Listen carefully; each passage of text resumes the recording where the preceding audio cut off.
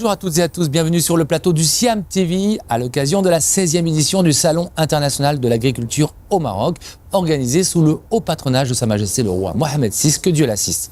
Aujourd'hui, nous allons parler formation, recherche scientifique avec nos deux invités, en la personne de Monsieur Amélie Saïd, directeur de l'École nationale agricole. Bonjour. Bonjour. À vos côtés, Dr Fawzi Bakaoui, Institut national de recherche agricole. Bonjour.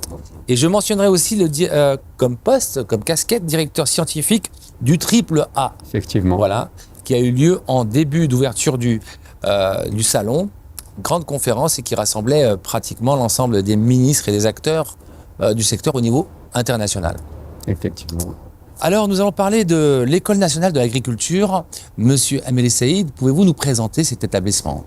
Merci beaucoup. Je tiens tout d'abord à vous remercier pour cette invitation très importante et que vous avez touché un secteur qui est d'une importance capitale, qui est la formation et la recherche.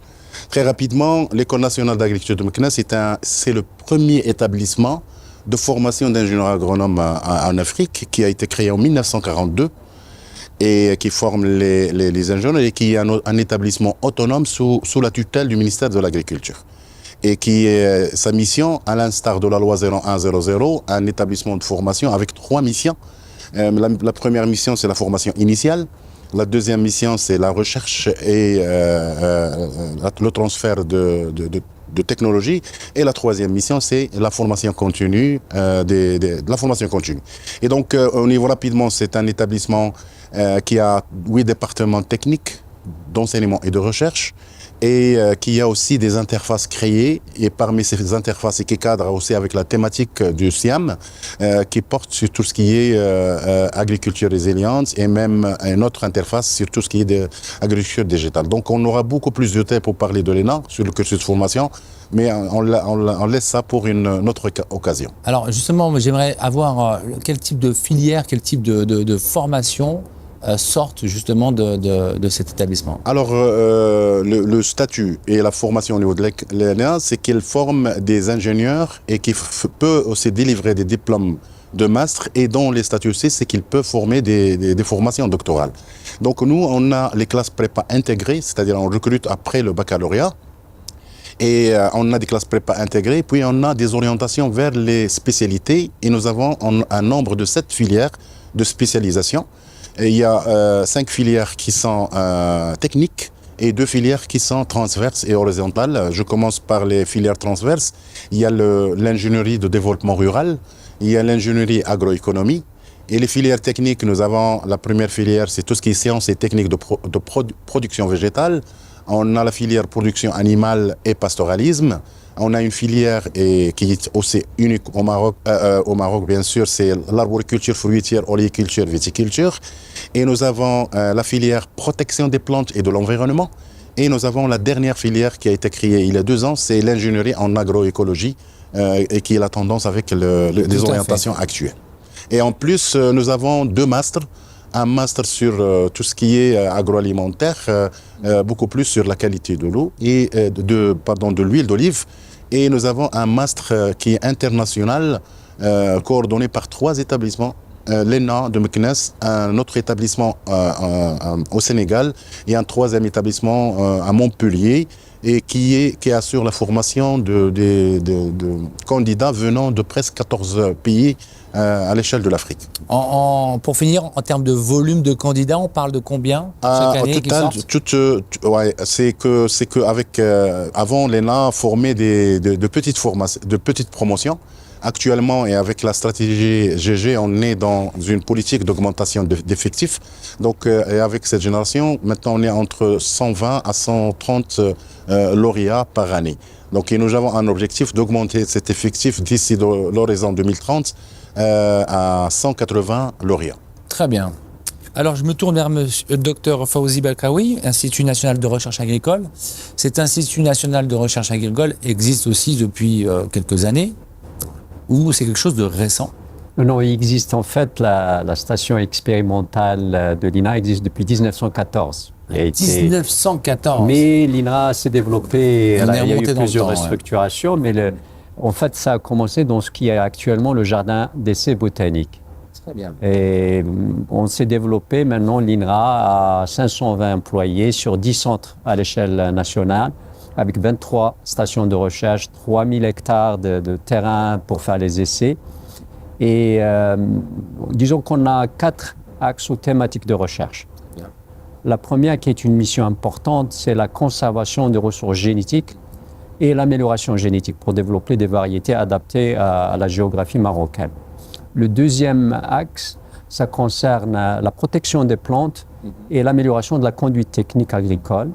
Le troisième, c'est en ce qui concerne la valorisation des produits agricoles pour aider notre export et la valeur de ce que l'agriculteur produit. Et la quatrième, les aspects socio-économiques. Alors justement, là, sur ce sujet-là, on voit la thématique choisie cette année, climat et agriculture pour des systèmes de production durables et résilients.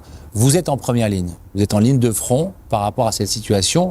Et on l'a vu notamment, et je le souligne, sur la conférence de haut niveau AAA, où vous étiez partie prenante aussi dans les réflexions qui sont données au vu de cette situation. Alors l'initiative AAA, adaptation de l'agriculture africaine, focalise beaucoup sur l'Afrique. Et l'objectif, c'est de développer des initiatives avec des pays africains pour faire face au changement climatique. Et AAA essaye de trouver des fonds pour ces initiatives, pour ces projets. Et il y a 4 axes de recherche ou de développement ici. Un qui concerne le sol, deuxièmement l'eau, troisièmement tout ce qui est risque et assurance, et quatrièmement finance. C'est des éléments très importants. Je dirais 2, c'est plutôt technique, 2, c'est plutôt social et finance. Et l'INRA a contribué beaucoup dans le développement des technologies liées au sol. Et c'est pour ça qu'on veut partager notre expérience avec d'autres pays africains dans ce domaine. La conférence qui s'est passée à l'ouverture du SIAM focalisait sur l'aspect finance. Et elle était précédée par un atelier qui s'est passé le 18 avril, où des experts de finance et techniques se sont réunis. Nous avons invité des experts internationaux et des experts locaux pour parler justement quels sont les défis et comment trouver les finances pour aider les pays africains. Il y a eu un rapport qui a été lu durant la conférence ministérielle qui a été présidée par notre ministre de l'Agriculture le 22 avril. Très bien. Alors, maintenant, on a 2 pôles qui sont en chacun 2 institutions. Comment cette combinaison fonctionne aujourd'hui? Est-ce que c'est aujourd'hui une nécessité complète de travailler et de coopérer ensemble? Effectivement. Effectivement, oui. C'est un continuum. Formation, enseignement, recherche, c'est un continuum. D'ailleurs, on travaille ensemble dans le cadre d'un consortium. Il y a l'Institut agronomique Hassan II, l'ENAM de Meknès, il y a l'ENFI et il y a l'INRA. Et nous avons, dans le cadre de la stratégie Génération Green, nous avons développé ensemble une feuille de route recherche. Et dans cette feuille de route, nous avons identifié les aspects importants donc, pour développer une agriculture productive et résiliente et un plan de recherche que nous avons, donc, qui est en voie d'implémentation. Mais si vous me permettez, j'aimerais bien donner un peu le contexte. Clairement. Il y a 3 éléments qui sont très importants et qui sont des défis qu'on doit adresser à travers la recherche et l'enseignement. Le premier concerne l'augmentation de la population. Entre 1975 et maintenant, la population du Maroc a doublé. Tout à fait. Et ça veut dire qu'on doit augmenter notre productivité et on continue à augmenter. Le deuxième défi, c'est les changements climatiques. Avec les sécheresses continues et récurrentes, on doit s'adapter au changement climatique. Et le troisième, c'est tous les aspects géopolitiques qu'on ne peut pas contrôler, comme la guerre qui a fait que les produits agricoles ont augmenté de prix et des fois même les pays bloquent l'export de certains produits.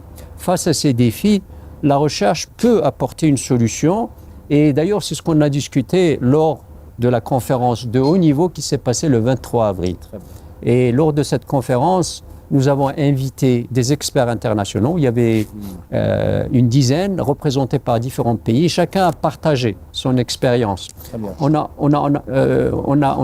Si vous voulez, il y avait 2 thématiques importantes. On avait partagé en 2 panels. Un panel focalisé sur la stratégie de recherche et quelle technologie, quelle voie entreprendre pour développer une agriculture résiliente.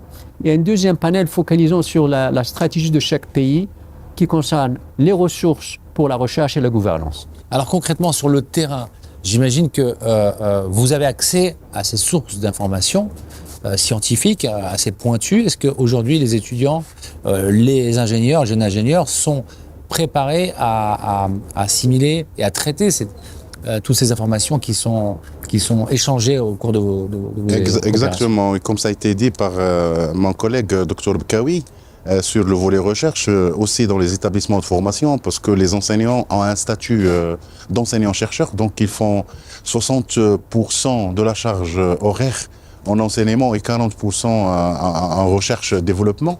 Et comme ça a été dit, puisqu'on travaille dans le cadre de consortium, et peut-être rajouter quelque chose que mon collègue, c'est dernièrement, même les chercheurs de l'INRA ont eu le statut pour enseigner aussi. C'est comme formateur et enseignant, mais pas de statut. C'est le statut chercheur, tout en assurant des activités de formation sans aucun problème.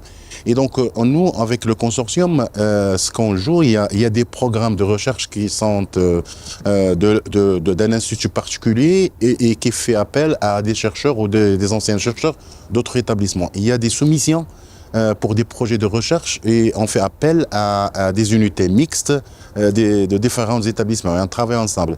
Et il y a aussi, surtout pour les étudiants, c'est que dans le cadre de la formation, ils sont appelés dans le cadre du semestre S6 qui est un projet de fin d'études. Il y a pas mal de projets de fin d'études qui sont réalisés en collaboration avec les chercheurs de l'INRA dans les stations expérimentales de l'INRA. Et donc, vous mettez à disposition vraiment bien tous sûr, les, c'est la mutualisation. Tous les outils, et c'est un gain de temps exceptionnel. C'est la mutualisation avec les 10 centres pratiquement qui existent au Maroc.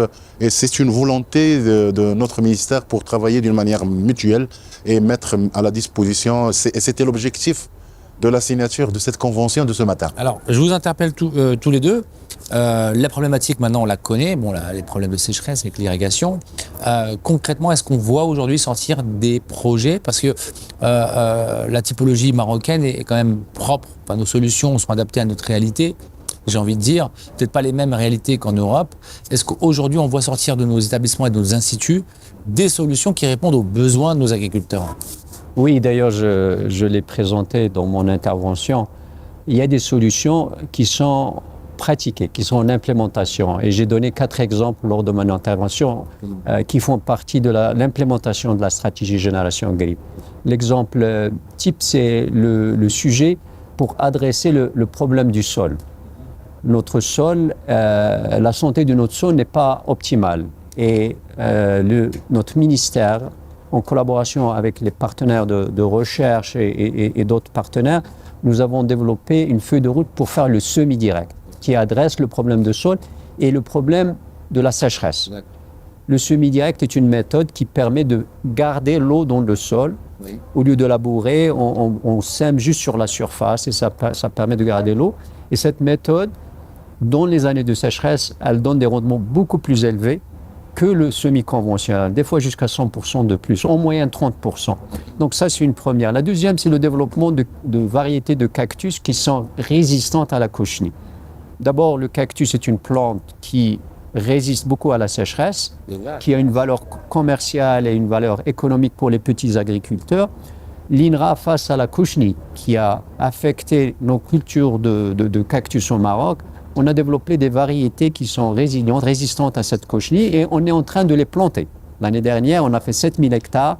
Cette année, on est en train de faire 24 000 hectares. Donc, c'est des solutions qui sont implémentées. C'est une nouvelle espèce ou c'est une transformation au niveau de l'espèce, au niveau du... Oui, il va expliquer, oui. Ce qu'on a, j'ai dit au départ que l'INRA, elle est responsable de la conservation des ressources génétiques. C'est très important pour conserver notre biodiversité. Quand la cochenille est apparue, il y avait 2 solutions, si vous voulez. Une solution, disons, de conduite technique pour traiter avec des produits et tuer la cochenille. L'autre solution, c'est une solution génétique, naturelle. Vu qu'on avait une collection de cactus qui existait à Agadir, on a choisi 300, c'est des espèces et des accessions, ou si vous voulez, des variétés, On les a plantés à côté de Djedida où le problème est apparu. On a trouvé parmi les 300, il y en a 8 qui sont résistantes naturellement. Donc c'est une résistance naturelle et on les a multipliées, on les a inscrits au catalogue officiel et on est en train de les multiplier. Très bien. Alors, aujourd'hui, quelle attente avez-vous, hein, on parle de plateforme d'échange et d'expertise, mais au niveau de l'établissement de l'École nationale d'agriculture, quelle attente avez-vous sur un type de salon de ce niveau, international, national, pour accélérer, peut-être dynamiser un peu vos institutions? Effectivement, et comme vous l'avez bien précisé, ce salon, c'est une opportunité pour l'ensemble des partenaires, des établissements, de la profession et tout le monde, et entre autres nous étudiants et tout ça, parce que même la thématique, la partie la plus importante là où on participe, c'est beaucoup plus dans les conférences et scientifiques et tout ce qui est atelier organisé par... Et je parle du moins de mon établissement. Cette année, c'est une année exceptionnelle parce qu'on a fait même participer plus de 35 étudiants avec le commissaire du salon pour participer réellement dans la préparation et la réalisation des salons. Ouais, et comme ça, pour moi, c'est une activité supplémentaire pour permettre à ces étudiants une activité parascolaire et pour découvrir l'ensemble des partenaires qui viennent. Et ça a été bien apprécié et on va la développer davantage pour l'année. Et c'est une opportunité pour les étudiants parce que chaque établissement de nôtre est un établissement qui a, en plus des activités d'enseignement, il y a des activités parascolaires. Et les étudiants organisent des forums et ils font de contacts.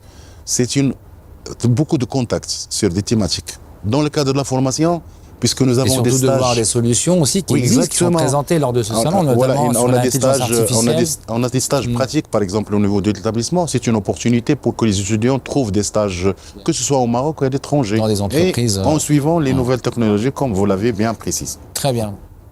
Pour nous, il y avait deux aspects importants que je vois grâce à ce salon. Le premier, c'est un échange de savoir avec les fermiers, les partenaires qui viennent. Et par exemple, on a partagé ce que j'ai parlé du semi-direct, des variétés de cactus, des variétés de caroubiers, des variétés d'arganiers, d'oliviers.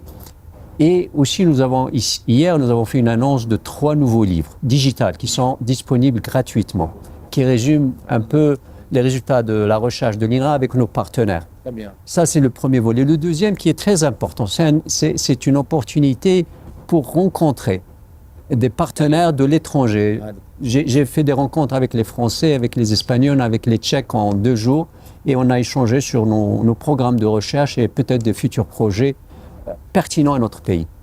Autre chose, c'est qu'on a une occasion d'avoir, effectivement, parce qu'on a beaucoup de choses qui se réalisent ces dernières années et ça montre un engagement même aussi dans notre ministère pour assurer une qualité de formation à la hauteur. Puisque vraiment les attentes sont grandes et on attend beaucoup de choses de nos futurs ingénieurs pour assurer une relève. Et c'est une très bonne chose, et surtout que nous avons un ministre qui est un ingénieur agronome et qui est un enseignant-chercheur et qui booste vraiment la recherche et l'enseignement pour avoir de la qualité. On le voit, merci beaucoup d'avoir accepté notre invitation. Retrouvez toute l'actualité du SIAM, 16e édition, sur nos réseaux. Et n'hésitez pas à aller sur le site salon-agriculture.ma. À très bientôt. Merci à vous. Merci. Merci.